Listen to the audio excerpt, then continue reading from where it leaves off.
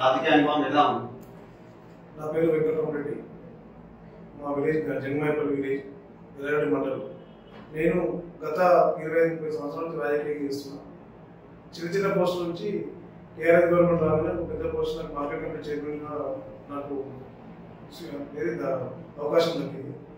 అప్పుడు నేను డెవలప్మెంట్ చేసి కార్యక్రమం ఏంటంటే రైతులకు సంబంధించిన డెవలప్మెంట్స్ 3 years అప్పుడు నేను చేసిన దాంట్లో కమిటీకి సంబంధించిన మొత్తం ఏమేమి ఉన్నది, ఏం సంగతి అనేది ఒక అవగాహన తెలుసుకొని దాంట్లో కాంప్లెక్స్ కమిటీకి మనకు ఏమి ఇది ఉంటుంది, ఏమి చేస్తే మనకు ఆదాయం ఉంటుంది, రైతులకు ఎట్లా విధంగా నిధులతో బాగుపడతాం అని చెప్పి ఆలోచనతో ఏమేమి కావాలని చెప్పేసి మేము అందరం కమిటీ మెంబర్స్ అంతా కలిసి ఇంటర్వ్యూ తీసుకున్న తర్వాత ఏమేమి చేద్దామని చెప్పంటే ఫస్ట్ షాపింగ్ కాంప్లెక్స్ కడదామని చెప్పేసి నిర్ణయించుకున్నాము. తర్వాత గోదామ్స్ కడతాం, రైతులకు ఏదైతే పండించిన ధాన్యాన్ని కూడా సేపు స్టాక్ ఉంచుకోవడానికి కోసం గోదాం లేవు అని చెప్పేసి అంటే దానికోసం కూడా గోదాములు కూడా మేము 3 మండలాలు, దీనికి సంబంధించిన కమిటీకి మార్కెట్ కమిటీకి 3 మండలాలు, ఎల్లారెడ్డి, నారాయణపేట్, లింగంపేట్ 3 మండలాలకు సంబంధించిన డెవలప్మెంట్స్ అనేది ఈ ఎల్లారెడ్డి కమిటీలో 2 గోదాములు, షాపింగ్ కాంప్లెక్స్ అనేది ఇక్కడ తీసుకున్నాం.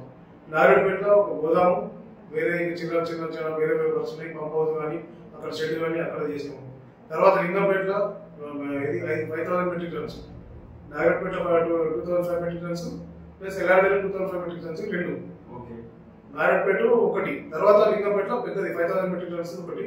దానికి సంబంధించి వైబ్రిడ్జ్ ప్లస్ కాంపౌండ్ వాల్, దానికి సంబంధించిన ఏది మనం ల్యాండ్ కూడా తక్కువ ఉందని చెప్పంటే అప్పుడు ఎమ్మెల్యే గారి సహకారంతో, కలెక్టర్ గారి సహకారంతో దానికి ఇంకా సరిపోతలేదు అని చెప్పంటే దాని తర్వాత మనం 3 acres ఎక్స్టెన్షన్ చేసుకుని దాని చుట్టూ కాంపౌండ్ వాల్ కూడా పెట్టించాం. అప్పుడు ఆ పీరియడ్లో అది కంప్లీట్ అయిపోయింది.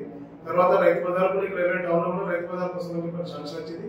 దానికి కూడా సిటీ టౌన్లోనే ఏది టెంపుల్ దగ్గర టౌన్లో ప్లేస్ కూడా చూపించి ఒక చివరి కూడా అది కూడా ఇప్పుడు అదే విధంగా ఉన్నది. దానికి కూడా ఏదైనా దీనికి సంబంధించిన మార్కెట్ సంబంధించిన విషయమే ఏదైనా డెవలప్మెంట్ చేసుకోవడానికి ఇక్కడ ల్యాండ్ కూడా మాకు అప్పయ్యింది గవర్నమెంట్ నుంచి.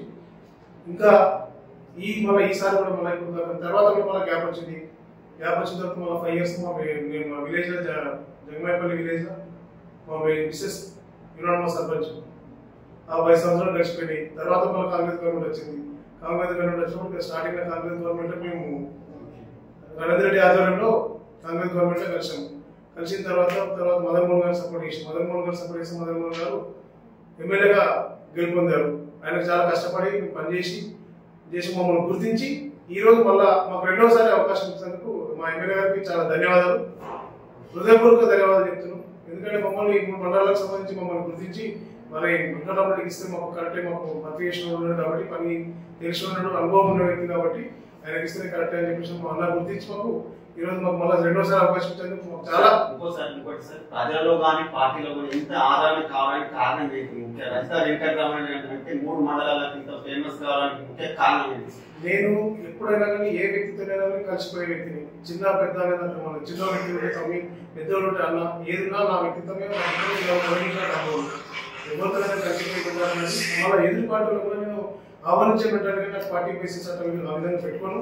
కాబట్టి నాకు మంచి పేరు ఉంది కాబట్టి నాకు ఏ 3 మండలాల్లో కూడా నన్ను ఎవరు కూడా అబ్జెక్షన్ చేయకుండా అన్నతో చెప్పి అన్న మంచిగా నాకు ఎలిజిబుల్ అని నాకు ఇవ్వచ్చు, ఇస్తే తప్పలేదు, మన పార్టీ కూడా డెవలప్ అవుతుంది, మనం కూడా బాగుంటుంది అని చెప్పేసి అన్నగారికి అందరూ కలిసి కృషి చేసేప్పటికే ఈరోజు నాకు మళ్ళీ గుర్తించి నాకు ఈ అవకాశం మళ్ళీ కల్పించదు. ఇప్పుడు కూడా ఈ కల్పించేందుకు కూడా నేను బట్టి ఒప్పుకోను.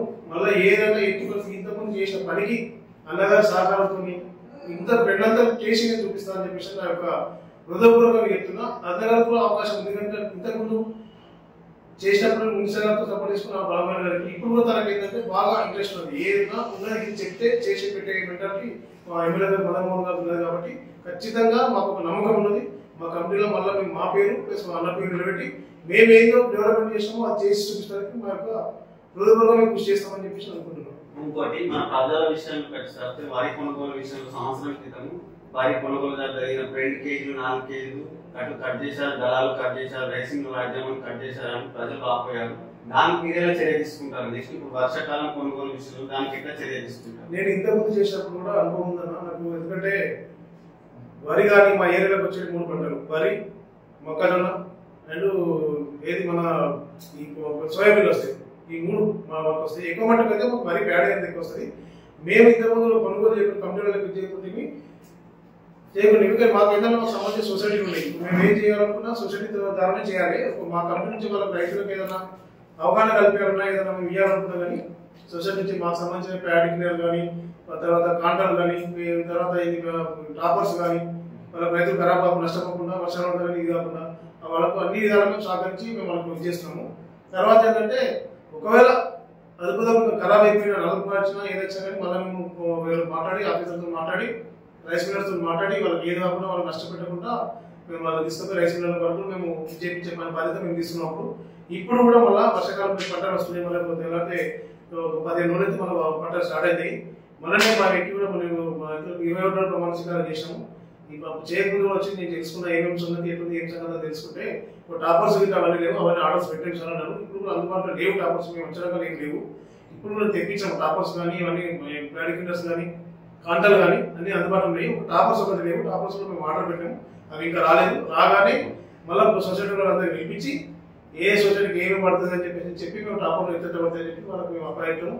తర్వాత వాళ్ళు కూడా ఏంటంటే రైతులకు ఇంతకుముందు ఏంటంటే రైతు 2 కిలోలు 3 కిలోలు అని చెప్పేసి వాళ్ళంతా బాగా ఇది చేసి నాకు నష్టపోయి రైతులు కాకుండా వాళ్ళు నష్టపోకుండా రైతులు నష్టపోకుండా పిల్లలు నష్టపోకుండా మేము ఏదైతే ఉందో రైతుల నుంచి మాకు చెప్పి ప్యాడీ క్లియర్ నుంచి క్లీన్ చేసుకోవాలి. క్లీన్ చేసుకున్న తర్వాత పర్సెంటేజ్ తక్కువ ఉంటుంది. మీకు అయితే తరుగు అడగదు. ఒకవేళ మనం డైరెక్ట్ ప్యాడీ క్లియర్ కాకుండా పోతే ఇప్పుడు కిలో 2 కిలోల వాళ్ళు ఎక్కువ ఆశిస్తున్నారు రైస్ మిల్లర్స్. కాబట్టి ఏదైతే ప్యాడీ క్లియర్ నుంచి మనం చేసుకుంటే దానికి ఏం లేదు, 1/2 kg